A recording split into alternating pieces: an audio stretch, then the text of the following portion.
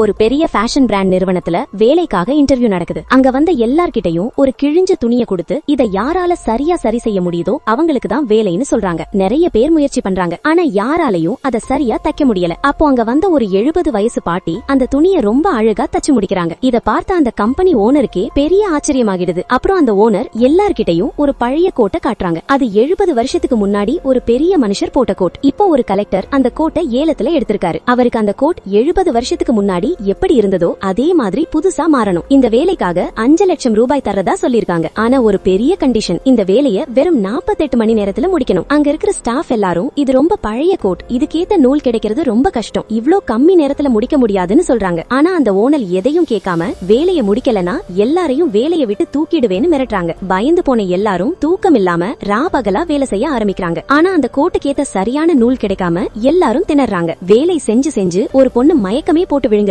ஆனா அந்த ஓனர் அவளை ஹாஸ்பிடலுக்கு கூட அனுப்ப விடாம வேலை செய்ய சொல்லி கட்டாயப்படுத்துறாங்க. அவங்களோட இந்த மோசமான குணத்தை பார்த்துட்டு மத்த வேலையாட்கள் ஒவ்வொருத்தலா வேலையை விட்டுட்டு போயிடுறாங்க. கடைசியில அந்த ஓனரும் நம்பிக்கை இழந்து அங்கிருந்து கிளம்பிடுறாங்க. ஆனா அந்த 70 வயசு பாட்டி மட்டும் இன்னும் அங்கேயே இருக்காங்க. யாரும் இல்லாத நேரத்துல அந்த பாட்டி தன்னோட ஒரு பழைய நண்பரை போன் பண்ணி வரவழைக்கிறாங்க. 2 பேரும் சேர்ந்து ரொம்ப கஷ்டப்பட்டு தேடி 70 வருஷத்துக்கு முன்னாடி அந்த கோட் கைக்கு பயன்படுத்தின அதே நூலை கண்டுபிடிக்கிறாங்க. ஆனா அந்த நேரத்துல இன்னும் வெறும் 5 மணி நேரம் தான் பாக்கி இருக்கு. பாட்டி கொஞ்சம் சோர்ந்து போறப்போ அவரோட நண்பர் அவருக்கு தைரியம் சொல்லி உதவி பண்றாரு. கடைசி நேரத்துல பாட்டி அந்த வேலையை முழுசா முடிச்சிடுறாங்க. அந்த ஓனர் வந்து பார்க்கும்போது கோட் அப்படியே புதுசு மாதிரி ஜொலிக்குது. அவங்களாலே இதை நம்ப முடியல. பாட்டியோட இந்த திறமையை பார்த்துட்டு அந்த ஓனர் அவங்களுக்கு தர வேண்டிய சம்பளத்தை 5 மடங்கு அதிகமாக்கி கொடுத்து பாராட்டுறாங்க.